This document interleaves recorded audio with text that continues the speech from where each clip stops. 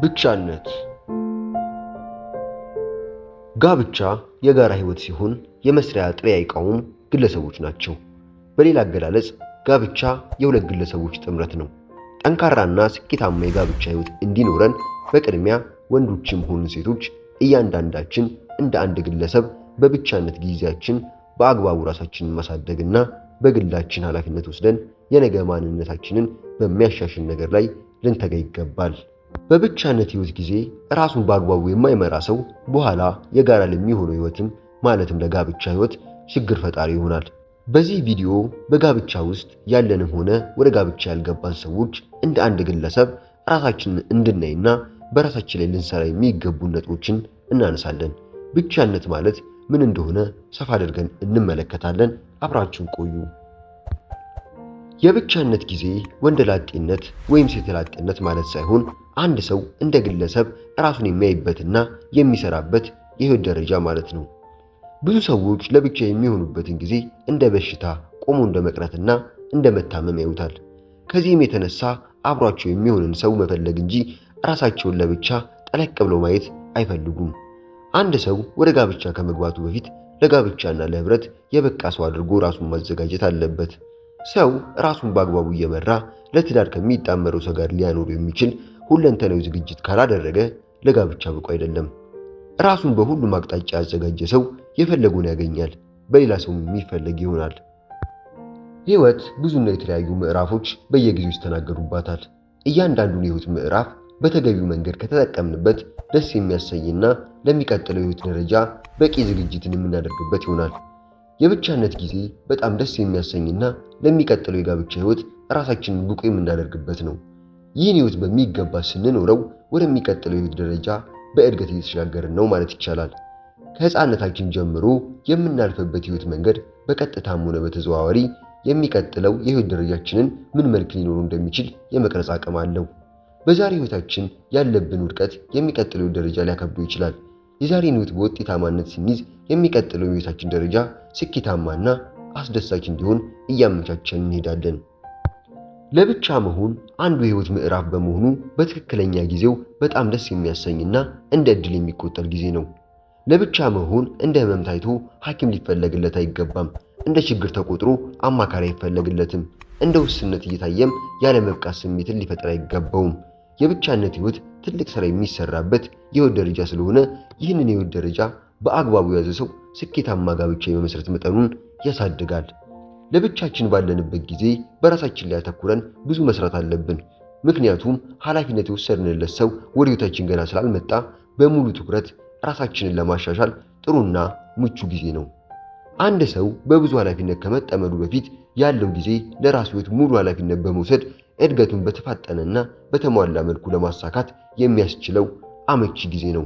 ለብቻው በሆነበት ጊዜ በሁሉም የህይወት አቅጣጫ ራሱ ኃላፊነት ወስዶ ራሱ ላይ ከሰራ በሚቀጥለው ህይወቱ ለሌላ ሰው ኃላፊነት መውሰድና የወሰደውንም ኃላፊነት በሚገባ መወጣት ይችላል። ሰው በብቻነት ጊዜው ጠንካራ፣ ስኬታማና ጥበብ ያለው ሰው እንዲሆን ባለጠጋ መሆን የሚችልበት ሰፊ ዕድል አለው። በጋብቻ ከመያዙ በፊት ለብቻው በሚኖርበት ጊዜ ያልተካፈለ አቅሙን በመጠቀም እነዚህን ነገሮች በሙሉ ለመያዝ በሙሉ ትኩረቱ መንቀሳቀስ አለበት እንጂ ከትዳር ወይም ከትዳር አጋር እነዚህን ነገሮች ሊሞላ እየናፈቀ እየተጠማ መኖር የለበትም። ብቻነት ማለት ከሌላ ሰው ተነጥሎ ያለ ግለሰባዊ ማንነትን መቀበል ነው። በራስ ልዩ የሆነ ግለሰብ መሆንንና በውስጥ ያለ ልዩ ግለሰባዊ ማንነትን ማወቅ ራስን እንደ ግለሰብ ሙሉ ያደረገ ሰው መሆን ማለት ነው። አንድ ሰው ሙሉ የሚሆነው የሚፈልገውን ነገር መስራትና ማግኘት የሚችል ወይም ህይወትን የሚጀምረው በግሉ በብቻነት እየኖረ እንጂ ወደ ጋብቻ ሲገባ አይደለም። ወንዱም ሆነ ሴቷ በየግል ራሳቸው ላይ እንደ ግለሰብ ለማደግ የሚያስችላቸውን አስፈላጊ ነገር ማድረጋቸው ለጋብቻው ከፍተኛ አስተዋጽኦ አለው። እንደ ግለሰብ በራስ ላይ የሚወሰደው ኃላፊነት ከጋብቻ በፊት ተደርጎ የሚያበቃ ሳይሆን በጋብቻ ውስጥም የሚቀጥል ተግባር ነው። በብቻነት ህይወት ውስጥ ሊሰሩ የሚገባቸው ዋና ዋና ነገሮች፣ አንደኛ አካላዊ እድገትና ጥበቃ። አንድ ሰው ብቻውን ባለበት ጊዜ የሰውነቱን ጤናና አቋሙን በአግባቡ ማሳደግ አለበት። በዚህ ምድር ላይ መንቀሳቀስ የምንችለው አካላችን እስካለ ድረስ በመሆኑ ለማግባት በሚል ብቻ ሳይሆን በህይወታችን ልንሰራውና ልንፈጽመው የሚገባንን የህይወት ዓላማ ለማሳካት ራሳችንን በአግባቡ መያዝና ማሳደግ አለብን። አካልን ማሳደግ ብቻ ሳይሆን መጠበቅም አለብን። ጥበቃው ሰውነታችንን ከሚጎዳ ማንኛውም ነገር መሆን አለበት። አንዳንዱ የራሱን ሰውነት ለማሳደግ ብዙ ቢሰራም በተለያየ ሱስ በመጠመድ በብዙ ልፋት የገነባውን በራሱ እጅ ያጠፋዋል። አካልን መንከባከብ፣ ጥሩ አቋም መያዝ ለጋብቻ ብቻ ሳይሆን ለራስም ስለ ልቦናዊ ደስታን ያጎናጽፋል፣ ጤናንም ይጠብቃል። ሁለተኛ፣ አእምሮአዊ እድገት። አንድ ሰው አካሉን ብቻ ሳይሆን ከአካሉ ጎን ለጎን እንዲያውም በተጨማሪ ትኩረቱ አእምሮ ማሳደግ አለበት። ይህም ካለፈበትና ካጋጠመው ሂደት በመማር በማንበብ በቀጥተኛ ትምህርትና በሌሎችም ብዙ መንገዶች ይከናወናል። በ21ኛው ክፍለ ዘመን የሚኖር ሰው ሁልጊዜ አላውቅም የሚል መልስ እየሰጠ የሚኖር ከሆነ በፍጹም ልክ አይደለም። ማወቅ ለሚፈልግ ሰው ዕውቀት የሚያገኝባቸው መንገዶች በጣም ብዙ ናቸው። አለማወቅ አጥፊ ነው። ብዙ ሰዎች የማያውቁት ማወቅ ስለማይችሉ ሳይሆን ማወቅ ስለማይፈልጉ ነው። ማወቅ የሚፈልግ ደግሞ በተወሰኑ ርዕሰ ጉዳዮች ሳይታጠር ቅድመ ተከተሉን እያስተካከለ በሁሉም የህይወት አቅጣጫ ሙሉ ለመሆን አእምሮን መመገብ አለበት። ጥሩ ምግብ መመገብ አካልን እንደሚያሳምር በጥሩ ዕውቀት አእምሮን እየገነቡ ማሳደግ ደግሞ ህይወትን ያማረ ያደርገዋል። ስለ ጋብቻ፣ ስለ ግል ህይወት አመራር፣ ስለ ስራችን ማወቅ አለብን። መጠኑና አይነቱ ይለያይ እንጂ የብዙዎቻችን ውድቀትና ውጤታማ አለመሆን ምክንያቱ ምንም አለማወቅ፣ ሙሉ ዕውቀትን አለመያዝ ወይም የተሳሳተ ዕውቀት መያዝ ነው። ስኬትም አግኝተን ከሆነ ትክክለኛና ሙሉ ዕውቀት ባለን የህይወት ክፍል እንደሚሆን በእርግጠኝነት መናገር ይቻላል። ሶስተኛ፣ ራስን የማስተዳደር ኃላፊነት ወይም ብቃት። እያንዳንዱ ሰው የራሱ ገቢ ያለው ወይም የራሱ የሆነና ገቢ ሊሰጠው የሚችል የሙያ ዕውቀት፣ ተሰጥኦና ልምድ ባለቤት መሆን አለበት።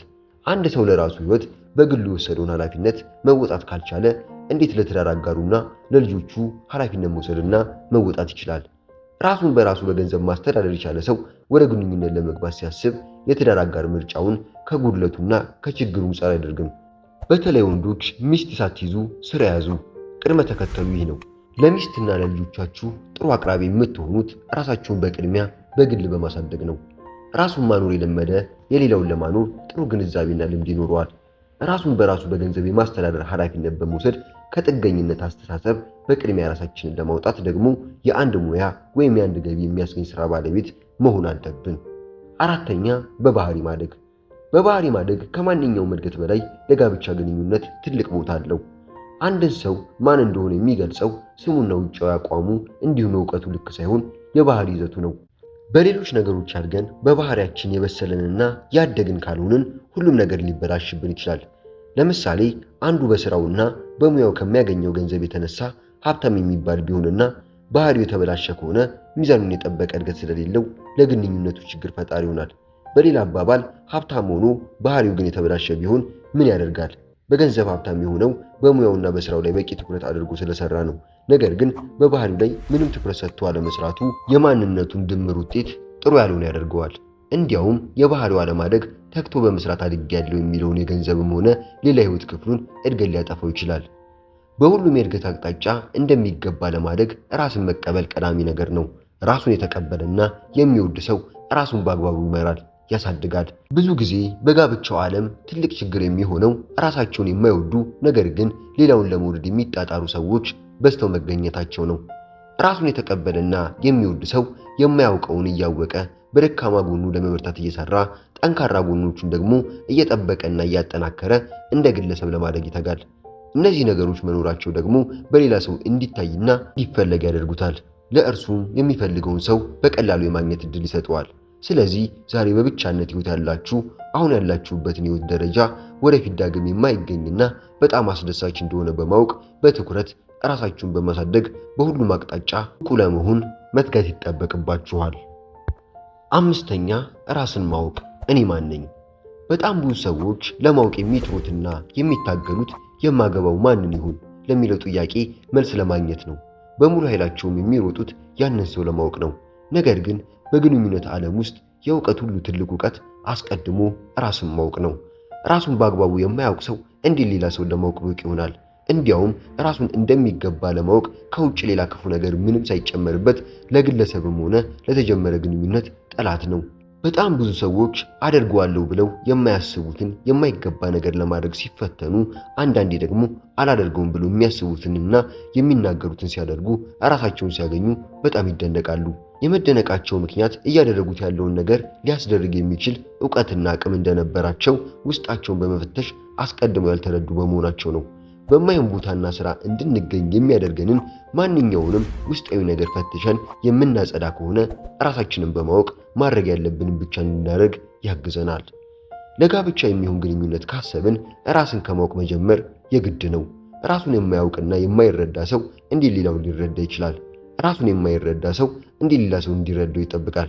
ራሱን በአግባቡ መያዝ ያልቻለ ሰው ሌላ ሰውን እንዴት በአግባቡ መያዝ ይችላል? በፍጹም አይችልም። ሌላውን ሰው ለማወቅ የምንጥረውን ያህል እኔ ማን ነኝ የሚለውን ጥያቄ ለመመለስ ጊዜ ብንወስድ በብዙ ሕይወት አቅጣጫ ስኬትን እናገኝ ነበር። እኔ ማን ነኝ ብሎ መጠየቅ ስም፣ ጾታ፣ ቁመትና ክብደት የመሳሰሉ ነገሮች ታይተውና ተለክተው የሚገለጸውን የፊት ለፊት መልስ ለማግኘት አይደለም። እኔ ማን ነኝ የሚለውን ለማወቅ ራስን የማወቅ ዕውቀት የሚባለው አንድ ሰው ስለ ራሱ ምን ሲያውቅ ነው የሚለውን ጥያቄ መመለስ አለበት። ሰናይ ጊዜ።